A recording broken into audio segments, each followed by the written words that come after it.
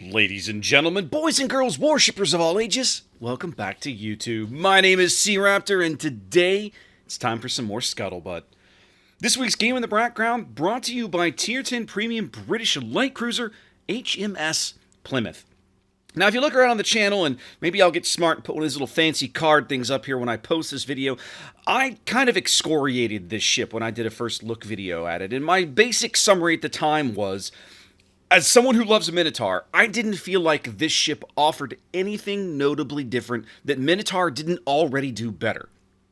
Fortunately for everyone, Wargaming, over the course of the super testing cycle, has made enough tweaks, improvements, and changes to this ship that I can definitively say that ain't the case no more, right? Plymouth now basically plays almost like, what was it, one of my clanmates called it? A Biggenberg. Right? It's like a Tier 10 Edinburgh that has been buffed in any number of ways. She has more guns. She has more torpedoes. She has fairly mediocre AA. That's something that Minotaur definitely does better.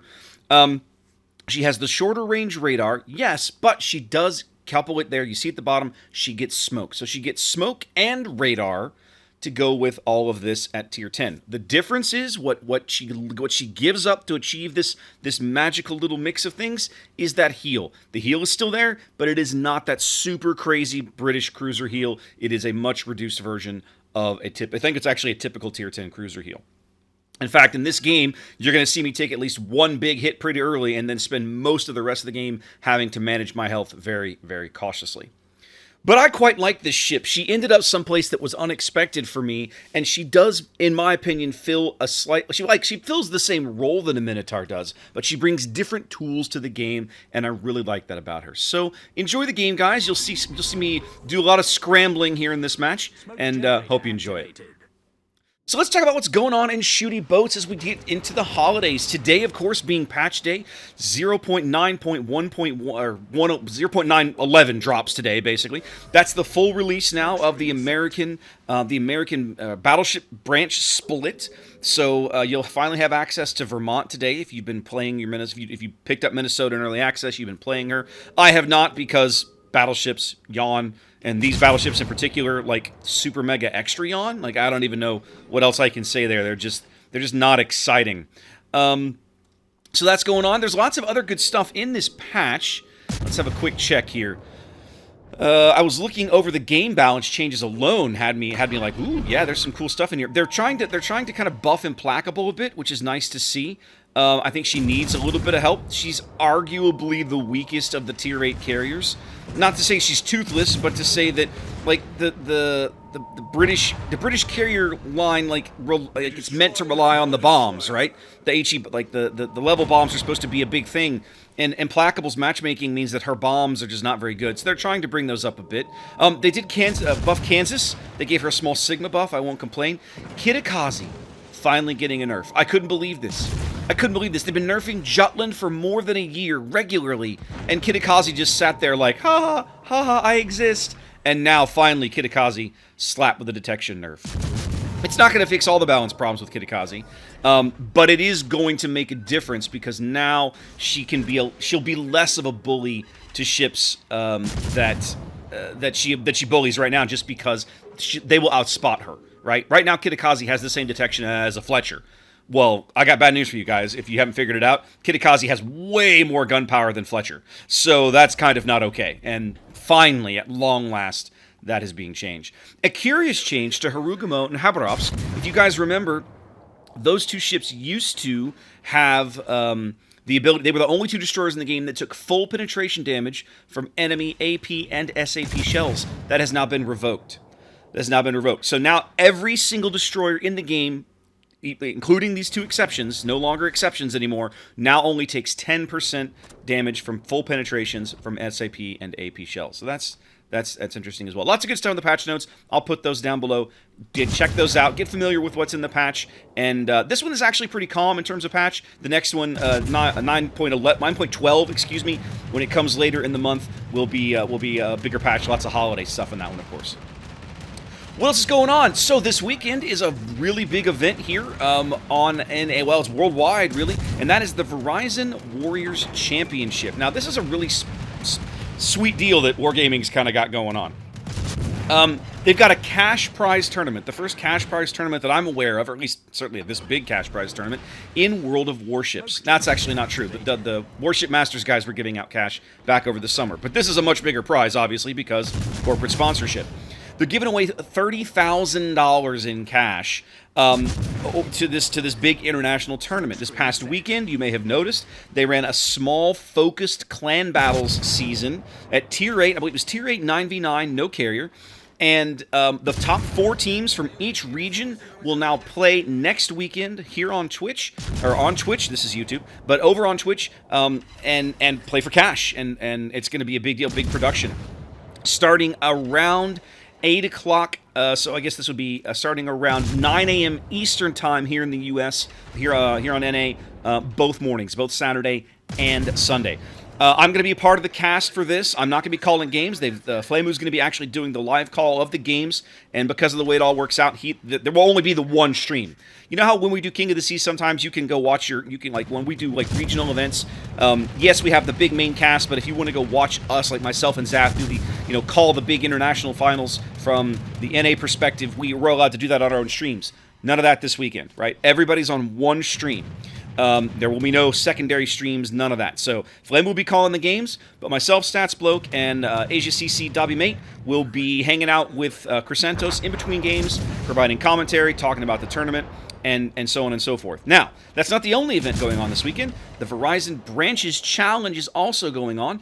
Wargaming has invited players from the 4 branches of the United States military. So we have an Army team, an Air Force team, a Navy team, and a United States Marine Corps team. And each of those 4 teams will be competing in a small little bracket tournament for charity. And Zath and I will be calling those games on the channel. So definitely, guys, set you some reminders. Come on by, hang out with us for a while. It's going to be a blast. I'm looking forward to calling these games. The intra-service rivalry stuff is always a ton of fun, and I'm looking forward to it. It's going to be a good event. So definitely come by, scope us out on Twitch. If I understand things correctly, there's going to be some pretty sweet drops that are available during the event. Twitch drops, I mean. So keep your eyes peeled for more info on that, and I think it's going to be good stuff. What else is going on? Plenty of news to talk about. Let's see. Let's go over to the blog here for a minute. And what's going on now? If you remember way back when we talked about that 9.11 would bring a bunch of commander skill changes, that has been delayed. You obviously didn't hear me talk about that in the 9.11 patch notes briefly. That has been pushed off while they continue to rework and tweak the system. They spoiled some more of that this week. I'm not going to get into that right now. I'll put the link down below. Go read for yourself. Honestly, I need to spend some time with this more than I have this week. I've been a lot of work going on, so I haven't really read this as much as I should. But check this out, and we'll talk more about it. I've been meaning to do like a separate video on this, and I think it's probably about time I got off my butt and got that done.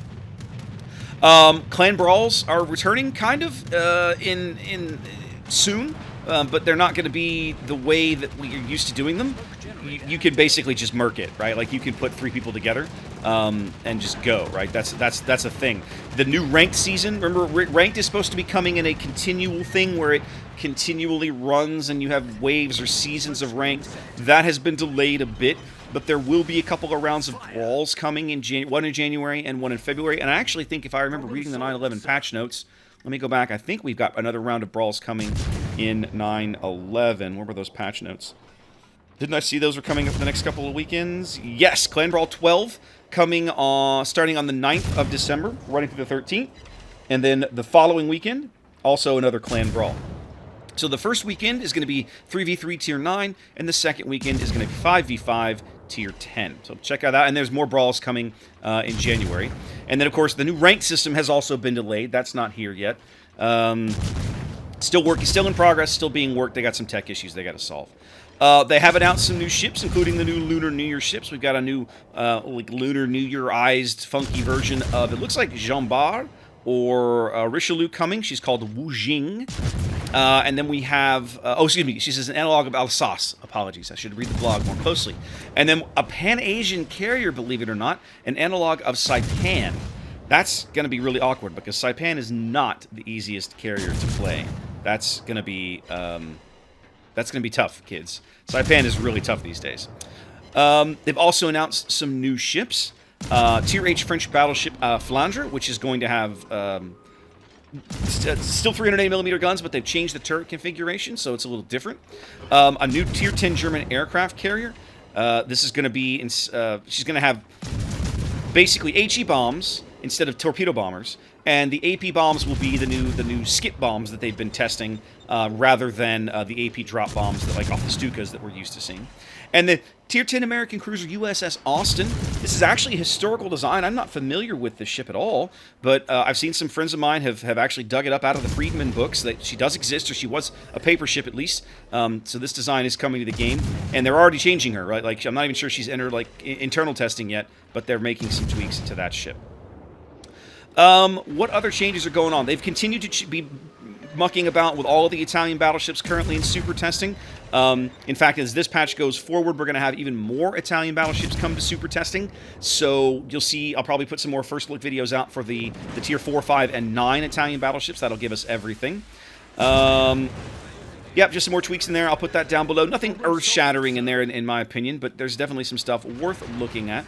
One thing that I don't think I've talked about since it was announced, and this is a big deal, guys, so make sure you don't miss out on this. There are 5 special premium ships, whatever, currently available in the game that will be going away in update 0.10.1. Okay, that is Tier 10 British battleship Thunderer, Tier 10 European destroyer Smoland, Tier 9 American battleship USS Georgia, Tier 9 American cruiser USS Alaska, and Tier 8 American battleship USS Massachusetts. All of these ships will be removed from sale in 10.1, and that's, if you look at, you project things out on a calendar, 10.1 should be in like late February, right? So you've probably got a good 10-12 weeks to work on getting these ships, or running away to go buy them if you need them. But guys, those are going away. Now, Massachusetts Black and Alaska Black, right, still exist.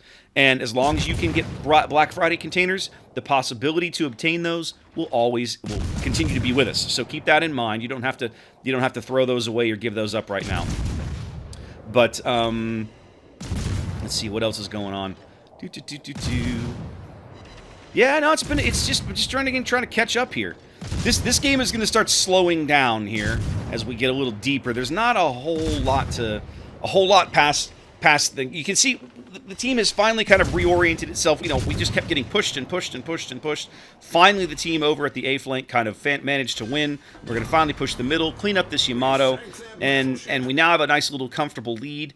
But what's going to happen in a minute is we're going to end up having to chase the carrier. So you're not going to see a whole lot more action here. I'll probably just close the video here in a few minutes when I get done talking. But there's not much more shooting is kind of what I'm getting at. There's not much more to see the ship in combat. Oh, the Advent Calendar. Yes. There is a World of Warships Advent Calendar available on the website. I'll put a link down below. They're giving away little daily gifts just for going and clicking on a couple of buttons on the website. So, like, and you have up to a week. You don't have to go every day. If you go, like, once a week and just get caught up, that works. So just, like, set you a calendar reminder for, like, every Thursday or whatever, and just, you know, throughout the month, and just go and get all your little free stuff, right? Wargaming likes giving out little freebies. They encourage that to get you to log in and visit the website and everything. Man, take their free stuff. Take it. Like, don't turn it down. See, I'll put a link into that. That's really cool. I haven't seen them do that before. A couple more things I want to talk about as we get deeper into December. One is the weekend before December. This will be, I believe the train starts on the 18th of December and runs through the 21st. I'll spit it out in a minute. I'm going to be participating in the Brotherhood of Beard's Christmas stream train thing. They've got a whole bunch of streamers lined up all around the globe for, like, this big 72, 80-hour Christmas celebration of World of Warships. One streamer will just pass to the next. It's going to go on all weekend. They've got giveaways set up. It's going to be a ton of fun. So check that out, guys. You know, again, come by Twitch that weekend and look around. My block, I believe, is Sunday night, the 20th. We're flying back from Walt Disney World that morning, which is a change. It was supposed to be Saturday night, but thanks, United. And so I'm hoping that we don't have any flight delays, but it's gonna be a good time. There'll be good stuff there, and so definitely come check that out. And then later in the month, probably right before Christmas, I'm looking at a calendar, probably going to be the 23rd. I think those last 2 weeks of the year, my regular Tuesday, Thursday streams are going to go Monday, Wednesday, so I can avoid running into Christmas Eve and New Year's Eve. So probably that Wednesday the 23rd, I'm also going to do my own little Christmas stream. with my own set of giveaways and Christmas music and just goofing off and whatever, guys. So that's what I kind of tentatively have planned in my brain. But come follow me on Twitter. That's where I make announcements for all my Twitter schedule changes and everything. Twitch schedule changes, man. So many platforms. But definitely come follow me on Twitter. Keep an eye over there. And that's where I will almost always keep everybody up to date with schedule changes and events and so on and so forth, as well as Scuttlebutt, because I'm sure we'll have at least one more of these as we get deeper into December. All right, guys, so I'm going to go and wrap the game up here. There's nothing left interesting to see. We end up chasing the carrier into the corner. The Stalingrad wipes him out in a couple of salvos, and that's pretty much this game. Plymouth, in my mind, has arrived at a nice place. I was really worried about this ship when I first looked at it and did that little first look video. But as you can see, kind of watching this game, there's a lot more going on here than there used to be.